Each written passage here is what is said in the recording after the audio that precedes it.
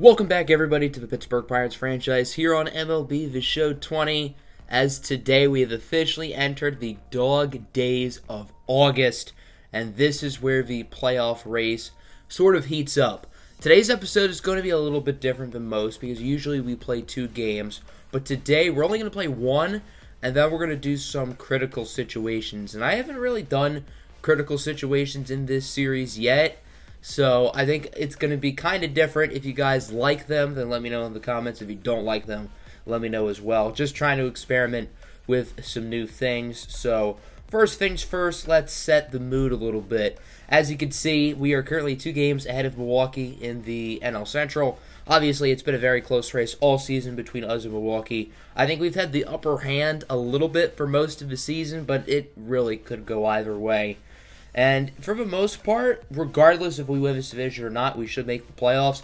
The Rockies and Padres are tied for first in the West, so one of those teams is going to win the division. One of them is going to get the wild card, and that goes with us and Milwaukee as well. So the second-place teams in the NL Central and in the NL West will get wild cards unless something absolutely ridiculously crazy happens, which I guess is possible but isn't likely. Last episode's for trade deadline, our Pirates made one move, and it was a pretty big one, trading second base prospect Clyde Gaskin, starting pitching prospect James Jew, and third base prospect Wendell Vinson for starter Lance Lynn. The starting rotation's obviously been a mixed bag, to say the least, this year, so we needed another bona fide arm. Let's breeze through the stats real quick. If you've been following along with the team this year, you kind of have a general idea of how everybody's doing, but if you don't know, the lineup has been very solid. We have had some guys like Brian Reynolds and Dylan Carlson disappoint, but other players like Josh Bell, Benny Ling, O'Neal Cruz, Francisco Mejia, who have dominated. The starting rotation has obviously been very up and down, and I've actually decided to make a little change real quick. Adonis Medina will be entering the starting rotation, and Julio Urias is now the long reliever. Medina has been excellent in the relief appearances he's made since the start of the year. Urias has just not played well this year as a starter. We need our 5 best starting caliber pitchers to be starting, and right now, Julio Urias is not in that top 5. So he's going to be the long reliever for right now. Maybe that'll change as the season goes along, but for right now, that's what we're doing. So, we had this series against the Orioles that I simmed, and we ended up sweeping them, which is good, including this 2-0 win where Adonis Medina, in his first Major League start, pitched 8 shutout innings. That's pretty good, if you ask me. So now entering this Miami Marlins series, Game 1 at Marlins Park. Miami is 52-61, but because the NL East has really not been all that good this year, the Marlins are technically still alive. They still need to pass the Phillies or Nationals, but I suppose it is possible.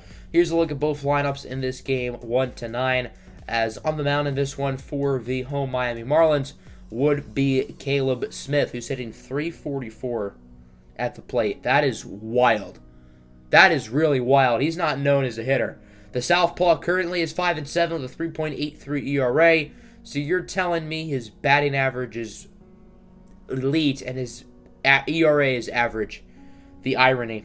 Let's go first inning. Leadoff batter Pablo Cairo walked. Second batter of the game, as you can see, Wander Franco also walked. So that'll put 2 runners on base and nobody out for Josh Bell, who's hitting .339 at this moment. He's going to fly out to right. The Onion, J.J. Bleday, makes the catch. Part-time ball player, full-time sniper. He guns out Pablo Cairo at third for the double play as we go to the bottom of the first.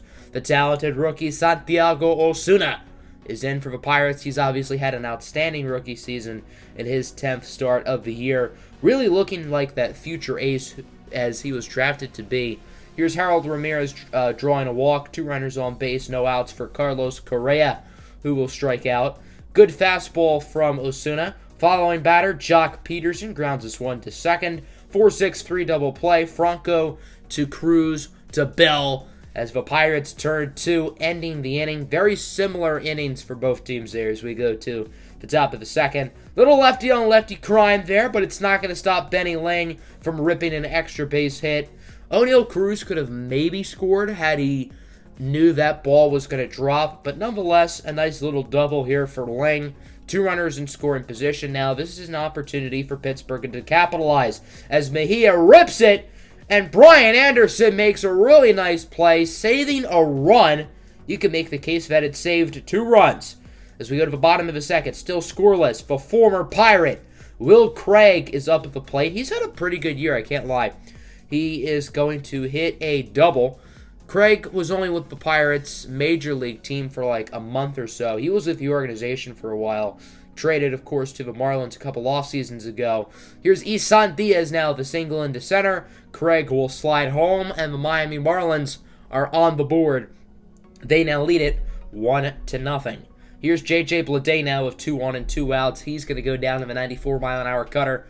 Nice strikeout from Santiago Osuna as we move on now to the 3rd inning.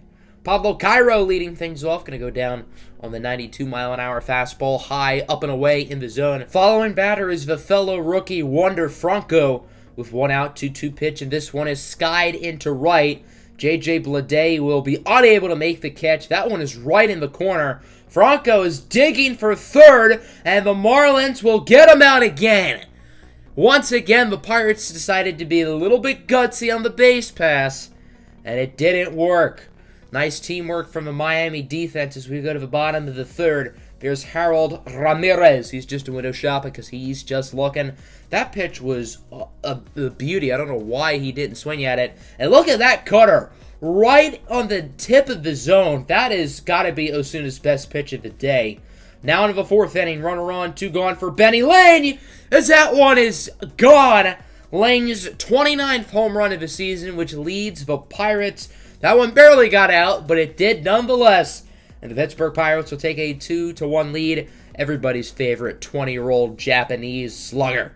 Bottom 4, there's the catcher, Ryan Benjamin. He's just a window shopper because he's just looking. On to the 5th now. Runner on 2nd for Josh Bell.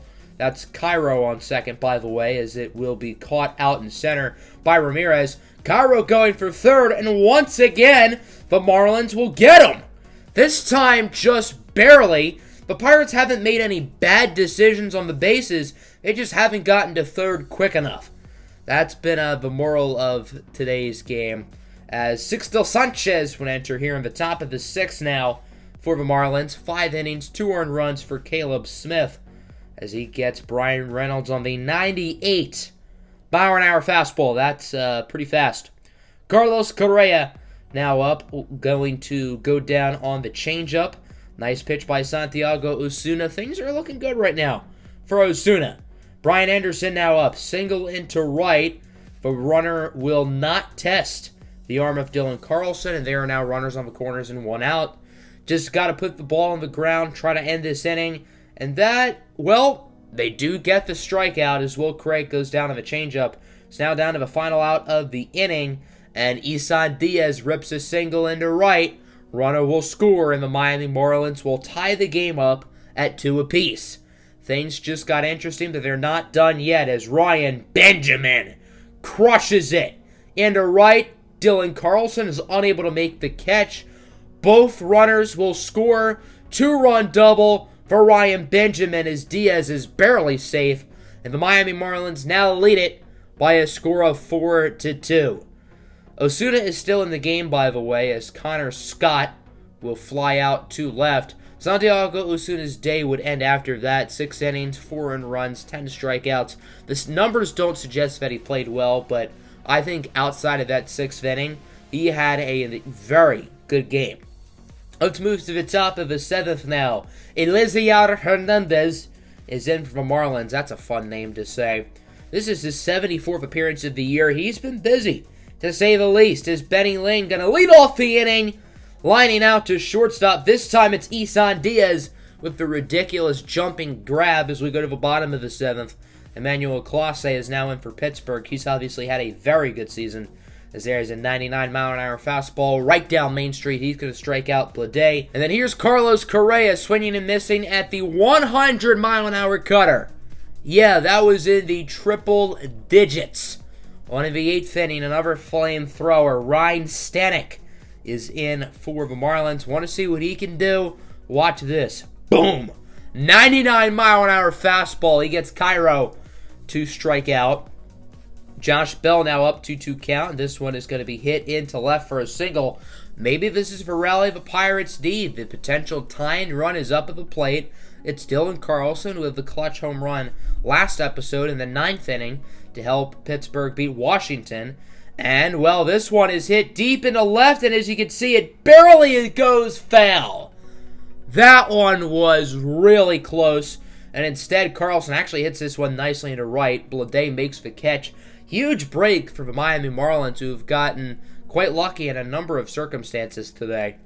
Bottom 8, Isan Diaz goes down looking. 2 shutout innings from Emmanuel Clase, and we move to the top of the 9th. Corey Knebel is in for the save. He's had an outstanding year. 34 saves and 36 opportunities, sub-2 ERA. Can't really ask for much more from your closer as he gets Brian Reynolds to go down on the high heat. A little bit above the zone. As you can see, Knebel is 3rd in saves. He's going to try to tie Ken Giles after this game potentially. O'Neal Cruz now up, and he weakly hits this one. And he's going to be safe at first. Knebel can't get to it quick enough. So the tie-in run is up at the plate, and it's Benny Lane, who's had an outstanding day. 2 for 3 with a dinger and a double. Let's see what he can do here. Is with a full count pitch, he's going to draw the walk on the knuckle curve. So that'll bring the potential winning run up at the plate. Francisco Mejia, who's been outstanding the past 2.5 months after he was terrible the first month and a half. Weak grounder over to short, and that'll be a 6-4-3 double play, and this one is over. The Miami Marlins get the win by a final score of 4-2. Miami had a few lucky instances in this game, but nonetheless, a win is a win. You can't really complain. The Pirates lineup was not great. Only 1 play did they score. That was the 2-run shot by Benny Lane. 8 base hits, 3 doubles. Not terrible, but would have liked to have seen better there. Santiago Osuna gets the loss. 6 innings, 4 runs, 10 strikeouts. I think he actually pitched really well. The first 5 innings, he was on fire. 10 strikeouts for him in 6 innings is a really good clip. And Osuna's not a huge strikeout guy, so I really like to see that. I guess he just kind of got gassed late. The Marlins lineup was better than ours today, and then the pitching was very good, especially the bullpen. So we're going to turn critical situations on. I don't even play with them off camera. I just sim all of the games that I don't record. So the following 2 series, including the Marlins one, we won't get any critical situations, but we've won 5 straight. The next 2 games in that Marlins series, we combined for 28 runs. That's a lot. And then in our following series against the Reds, I think we only allowed a total of 5 runs. So now we got a game here against Milwaukee. Obviously, every game against the Brewers is important. As you can see, the score is 11-3 in favor of Milwaukee. The critical situation is for Pablo Cairo to increase his hit streak. Down by 8 with 2 outs as he will fly out to right, ending the game. And Milwaukee gets the win 11-23. And unfortunately, they would end up sweeping the rest of the series. Look at this. Lance Lynn didn't even make it out of the first inning. He allowed 7. We scored 3 in the bottom of the first, which is fun, but, I mean, he allowed 7. So this next game, as I said, we got swept in a 2-game series. I didn't even do the critical situations because it was another hit streak. We were already losing. We got 1 hit in that game. So now we have a critical situation here against the Cubs, and it's actually a pretty important one. O'Neal Cruz has 2 home runs today, but look at the situation. Tied at 7. With Brian Reynolds on 3rd, 2 outs. And I got some good news and some bad news. The bad news is he doesn't complete the challenge, but he does get an RBI double, so it's all good. Cruz will stand up to 2nd, Reynolds will score, and the Pirates are now up 8-7. But you got to remember, since we're doing critical situations, we're player locking them, so that means we get to run the bases with O'Neal Cruz. As the following batter, I believe that's Tony Kemp, would rip a single into center. Cruz will score, and it is now 9-7 Pirates. And luckily, Pittsburgh would end up winning this game by a score of 10-7. However, that's when things turn sour. The Brewers are 3.5 games ahead of us. Yeah, so we're going to end the episode here. Next episode, we're going to try to get back in this division. They are on an 11-game win streak. We've lost our last 3, and the Brewers are now in the driver's seat, so we got to fix that.